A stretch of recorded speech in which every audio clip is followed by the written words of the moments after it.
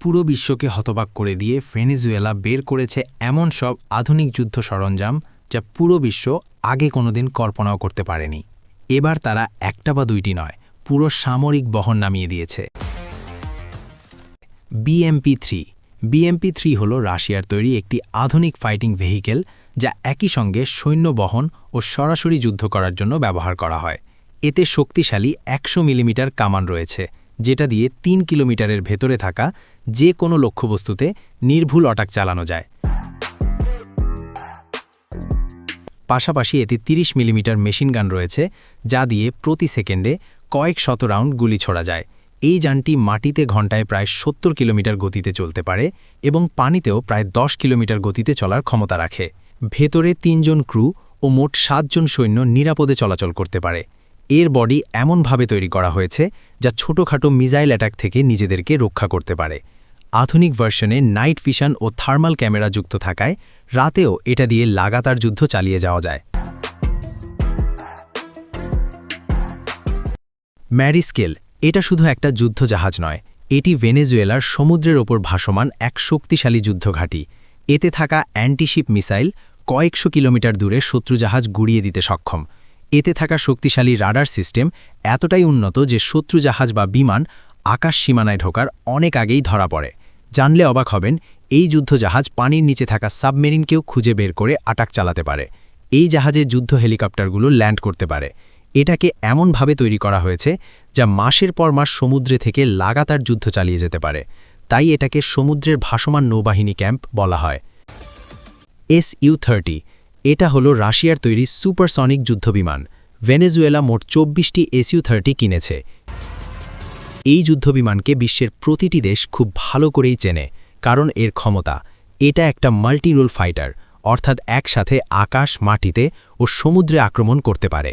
Su-30 এর সর্বোচ্চ গতি ঘণ্টায় প্রায় 2200 কিলোমিটার। এটি দীর্ঘ সময় আকাশে ভেসে থাকতে পারে এবং গোপনে 1000 কিলোমিটার দূরের মিশন চালানোর জন্য একেবারে ওস্তাদ। এই যুদ্ধবিমান একসাথে প্রায় 8 টনের বেশি মিসাইল ও গাইডেড বোমা বহন করতে সক্ষম। এর অস্ত্র তালিকায় রয়েছে R-73 এবং R-77 air two air missile, যা শত্রু যুদ্ধবিমান খুঁজে বের করে সরাসরি হিট করে। M-35 এই হেলিকপ্টারকে শুধু অ্যাটাক হেলিকপ্টার বললে ভুল হবে, কারণ এটি আক্রমণ চালানোর পাশাপাশি এক স্থান থেকে আরেক স্থানে সৈন্য পরিবহন করতেও সক্ষম। এই ক্ষমতার কারণে একে বলা হয় ফ্লাইং ট্যাঙ্ক। M-35 ঘণ্টায় প্রায় 300 কিলোমিটার গতিতে উঠতে পারে এবং একসঙ্গে বিভিন্ন ধরনের রকেট, গাইডেড মিসাইল ও ভারী মেশিনগান বহন করতে পারে। সাধারণত এই হেলিকপ্টারে আতাকা অ্যান্টি ট্যাঙ্ক মিসাইল ব্যবহার করা হয়, যা কয়েক সেকেন্ডের মধ্যেই শত্রু ট্যাঙ্ক মাটিতে মিশিয়ে দিতে সক্ষম।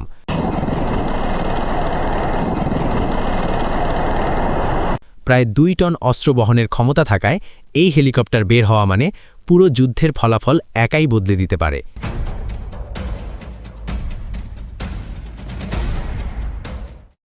S-300 অনেক বিশ্লেষক বলেন ভেনেজুয়েলার এয়ার ডিফেন্স ব্যবস্থা আয়রন ডোমের থেকেও কিছু ক্ষেত্রে বেশি শক্তিশালী। এর মূল কারণ হল তারা ব্যবহার করে রাশিয়ার তৈরি S-300 সিস্টেম। S-300 একসাথে বহু ধরনের টার্গেট মোকাবেলা করতে পারে।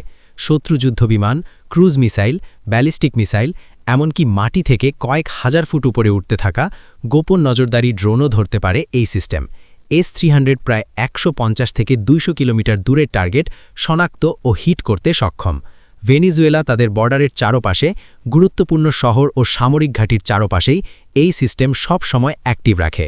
T-72 এটা হলো রাশিয়ার তৈরি একটি ভয়ঙ্কর মেইন ব্যাটল ট্যাঙ্ক, যেটা তার মারাত্মক ক্ষমতার জন্য বিশ্বজুড়ে পরিচিত। অবাক করার বিষয় হলো এই ট্যাঙ্কটি 125 মিলিমিটার স্মুথ বোর কামান ব্যবহার করে, যা এক শটে 70 ট্যাঙ্ক এফোর করে দিতে পারে। এই ট্যাঙ্ক 6 ইঞ্চি পুরো ইস্পাত দিয়ে তৈরি করা হয়েছে, ফলে ছোটখাটো মিসাইলের আটাকে এই ট্যাঙ্কের কিছুই হয় না। ট্যাঙ্কটি ঘণ্টায় প্রায় 60 কিলোমিটার গতিতে চলতে পারে। এর সবথেকে অবাক করা ব্যাপার হলো এই ট্যাঙ্ক শত্রুর যুদ্ধবিমানকেও টার্গেট করতে পারে। বিশেষ ধোঁয়াছড়া সিস্টেম ব্যবহার করে এটি মুহূর্তে নিজেকে আড়াল করতে পারে, ফলে শত্রুপক্ষ সামনাসামনি যুদ্ধ করতে আসলে এই ট্যাঙ্ককে খুঁজে বের করাই বড় চ্যালেঞ্জ।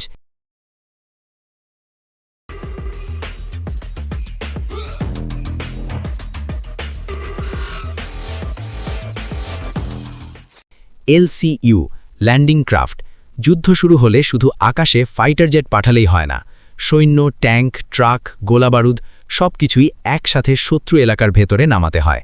আর ঠিক এই কাজটাই করে এই LCU।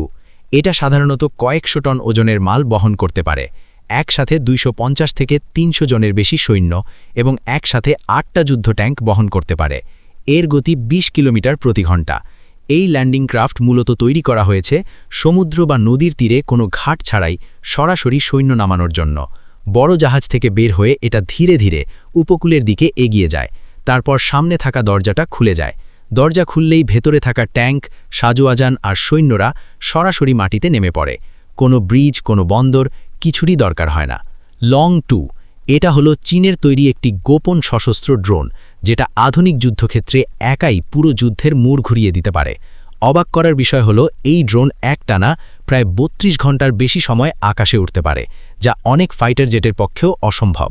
এটি মাটি থেকে প্রায় 9 কিলোমিটার উচ্চতায় উড়ে শত্রুর চোখের আড়ালে থেকে নজরদারি চালাতে পারে। শুধু নজরদারি নয়, এটি একসাথে একাধিক মিসাইল ও স্মার্ট বোমা বহন করে সরাসরি অ্যাটাক করতে পারে। অপারেটর 1000 কিলোমিটার দূরে বসে থেকেও লাইভ ভিডিও দেখে শত্রু খুঁজে বের করতে পারে। এতে থাকা আধুনিক সেন্সর ও থার্মাল ক্যামেরা রাত, কুয়াশা বা ধোঁয়ার মধ্যেও মানুষ ও যান শনাক্ত করতে পারে। শত্রু বুঝে ওঠার আগেই এটি নিঃশব্দে আক্রমণ চালায়।